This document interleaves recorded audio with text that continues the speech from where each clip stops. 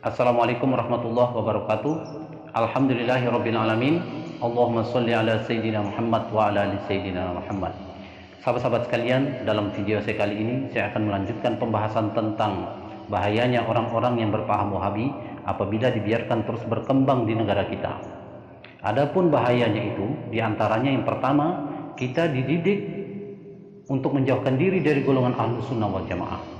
Kemudian yang kedua, kita dididik untuk tidak menghormati orang lain yang tidak sepaham dengan mereka. Yang ketiga, kita dididik untuk terbiasa melihat aib dan keburukan orang lain. Yang keempat, kita dididik untuk tidak menghormati dan memuliakan para habaib. Yang kelima, kita dididik untuk menjauhkan diri dari para ulama tasawuf dan ma'rifatullah. Sahabat-sahabat sekalian, baiklah kita akan bahas satu persatu apa maksudnya dari bahaya-bahayanya itu. Bahaya yang pertama adalah kita dididik untuk menjauhkan diri dari golongan Ahlus Sunnah wal Jamaah.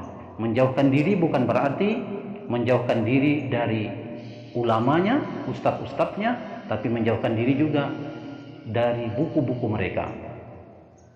Salah satu contoh buku itu adalah buku yang berjudul Kunci Ibadah, di mana buku ini sangat banyak dan mudah kita dapatkan di toko-toko buku dan di pasar-pasar.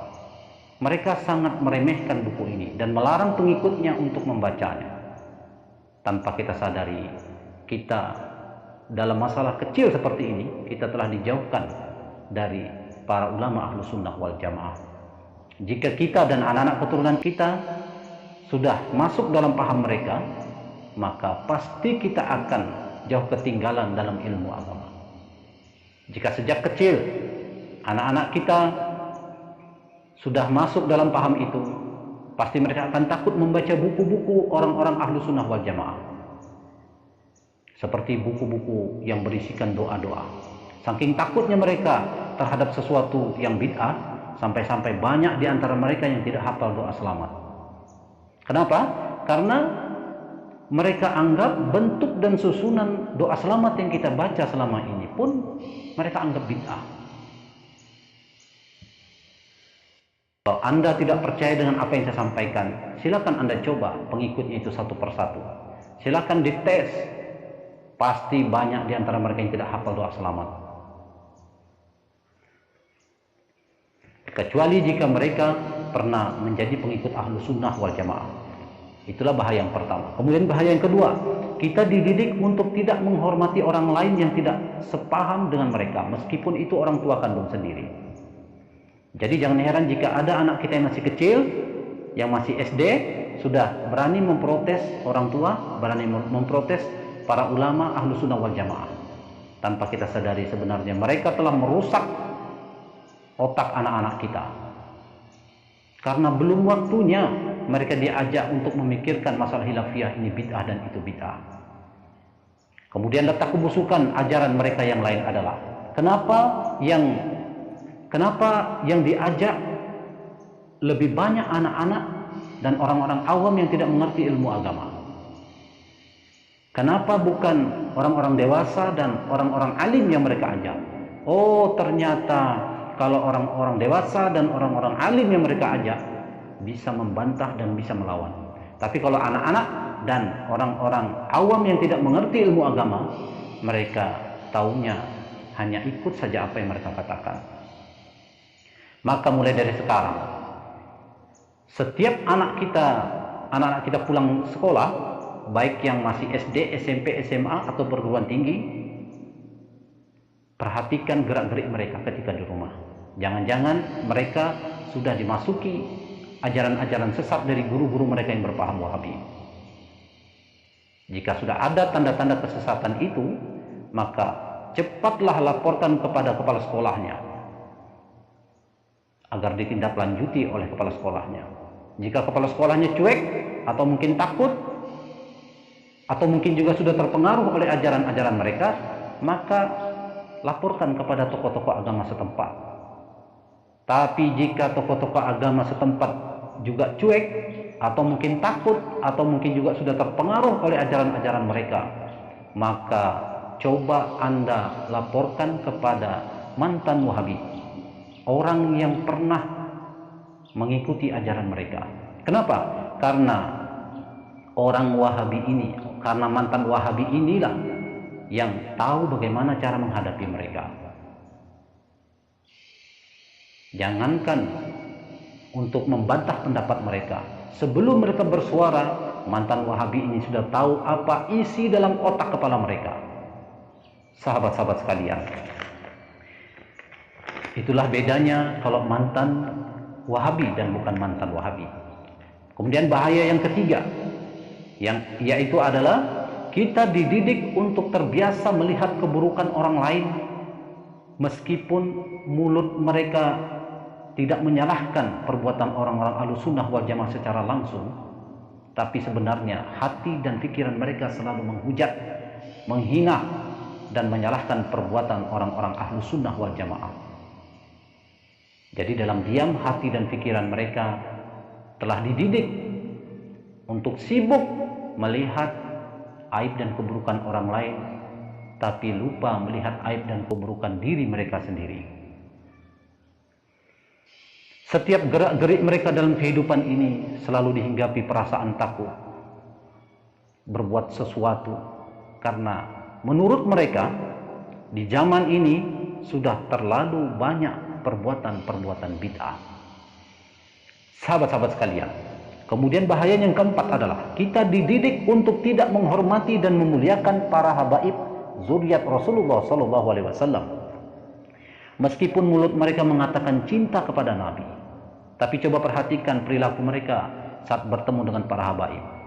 Perhatikan tatapan mata mereka, perhatikan raut wajah mereka yang penuh dengan kebencian dan kesombongan terhadap para habaib. Mengapa mereka membenci para habaib? Karena mereka anggap para habaib ini adalah ahlul bid'ah atau orang yang gemar berbuat bid'ah. Saya tidak percaya kalau orang-orang Wahabi ini mencintai Nabi. Sebab salah satu tanda orang yang mencintai Nabi itu bukan berarti hanya mengikuti perilaku Nabi seperti sholat, puasa, zakat, haji, dan lain-lain. Tapi mencintai Nabi juga ditandai dengan menghormati dan memuliakan para habaib zuriat Rasulullah SAW. Jika kita mencintai seseorang meskipun orang itu telah tiada, jangankan fotonya, sandalnya pun akan kita simpan. Dan ini terbukti sampai saat ini sandalnya Nabi itu masih tersimpan rapi. Itu sandalnya Nabi, benda mati, masih dihormati orang. Seharusnya apalagi para habaib, anak cucu keturunannya yang mengalir darahnya di dalam tubuh mereka. Sahabat-sahabat sekalian, makanya saya tidak percaya bahwa orang-orang Wahabi itu mencintai Nabi. Kemudian bahaya mereka yang kelima, kita dididik untuk menjauhkan diri dari para ulama tasawuf dan ma'rifatullah. Mereka menghujat dan menyesatkan orang-orang tasawuf dan ma'rifatullah, dan mereka mengatakan bahwa ilmu tasawuf itu bid'ah. Kenapa mereka mengatakan ilmu tasawuf itu bid'ah? Oh, ternyata ilmu tasawuf itulah yang dapat membongkar kebusukan-kebusukan hati mereka. Makanya mereka tidak suka dengan ilmu tasawuf itu. Apalagi di dalam ilmu tasawuf itu kita dididik untuk berani jujur melihat jenis-jenis penyakit hati dan bagaimana cara mengobatinya. Sahabat-sahabat sekalian, jika kita sudah terjebak dalam paham itu, kemudian berniat ingin keluar dari paham itu atau ingin hijrah, maka itu sangat sulit dan sangatlah berat. Tapi tahukah Anda bagaimana cara mudah untuk bisa keluar dari paham itu? Cara mudahnya adalah dengan mempelajari ilmu tasawuf. Carilah orang-orang yang benar-benar ahli dalam ilmu tasawuf. Pelajarilah ilmu tasawuf dengan benar. Pelajarilah ilmu tasawuf dengan sabar. Pelajarilah ilmu tasawuf dengan sungguh-sungguh. Dalam ilmu tasawuf itu, salah satu manfaat kita mempelajari ilmu tasawuf itu adalah kita akan tahu betapa berharganya waktu. Sehingga hati kita, sehingga akan timbul perasaan rugi dan perasaan menyesal dalam hati kita apabila menggunakan waktu untuk membahas tentang khilafiyah. Ini bid'ah dan itu bid'ah. Hanya orang-orang yang mempelajari ilmu tasawuf dengan sempurna yang dapat melepaskan diri dari paham itu. Sebab ada juga orang yang bisa keluar dari paham itu, tapi hati mereka masih bercampur dengan keraguan-keraguan. Jika mereka beralasan dan menganggap bahwa belajar ilmu tasawuf itu hanya dapat membuat orang atau pengikutnya meninggalkan syariat, maka itu salah besar. Kenapa? Karena yang salah itu bukan ilmu tasawufnya, yang salah itu adalah orangnya atau pelakunya yang memang dari awalnya sudah ada bibit-bibit senang memperturutkan hawa nafsu. Sedangkan ajaran-ajaran orang-orang Wahabi ini yang sangat senang menuduh orang lain berbuat bid'ah, itu memang dari awalnya ilmu mereka ini memang sudah salah, sudah sesat dan menyesatkan orang. Kalau ilmunya saja sudah salah, apalagi orang yang mempelajarinya, tentu lebih sesat lagi jalannya. Kalau orang tasawuf yang meninggalkan syariat itu bisa masuk ke dalam neraka jahanam karena perbuatan mereka yang meninggalkan syariat, berarti orang-orang yang berpaham Wahabi ini yang lebih pantas untuk masuk ke dalam neraka jahanam. Kenapa? Karena ketika dilaporkan kepada Rasulullah SAW bahwa ada seorang wanita yang sangat rajin beribadah, malamnya beribadah, siangnya puasa, tapi lisannya sering menyakiti tetangganya. Lalu apa kata Rasulullah? Rasulullah mengatakan, la khaira fiha, hiya min ahlin nar. Tidak ada kebaikan pada wanita itu, dia akan menjadi penghuni neraka jahanam. Ini artinya meskipun orang-orang Wahabi ini bersyahadat dan melaksanakan syariat, akan tetapi jika mereka mati kemudian tidak sempat bertobat dari perbuatannya yang senang sekali menuduh orang lain berbuat bid'ah, ini bid'ah dan itu bid'ah, padahal bukan bid'ah, pasti mereka akan masuk ke dalam neraka jahanam.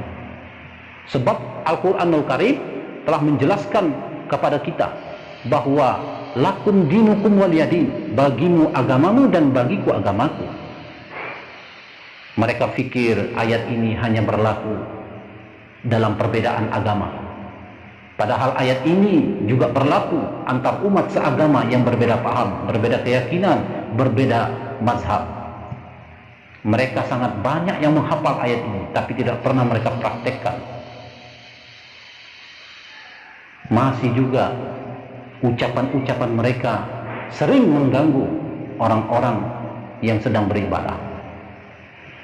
Sahabat-sahabat sekalian, bahaya orang-orang yang berpaham Wahabi yang keenam adalah kita dididik untuk senantiasa tertinggal dan senantiasa terbelakang dalam segala bidang kemajuan. Dalam bidang agama contohnya, mereka sangat tertinggal jauh dari golongan ahlu sunnah wal jamaah. Golongan ahlu sunnah wal jamaah selalu menyibukkan diri dengan amalan-amalan sunnah seperti zikir-zikir sampai ribuan kali jumlahnya dalam sehari semalam. Sedangkan mereka menghabiskan waktunya untuk membahas ini bid'ah dan itu bid'ah. 1 menit saja mereka menggunakan waktunya untuk membahas ini bid'ah dan itu bid'ah, berarti mereka sudah tertinggal membaca kalimat-kalimat zikir ratusan kali jumlahnya. Itu 1 menit, bayangkan jika 5 menit, bayangkan jika 1 jam, dan bayangkan jika 1 sehari semalam. Jika mereka meluangkan waktu untuk membahas ini bid'ah dan itu bid'ah, bayangkan ruginya mereka.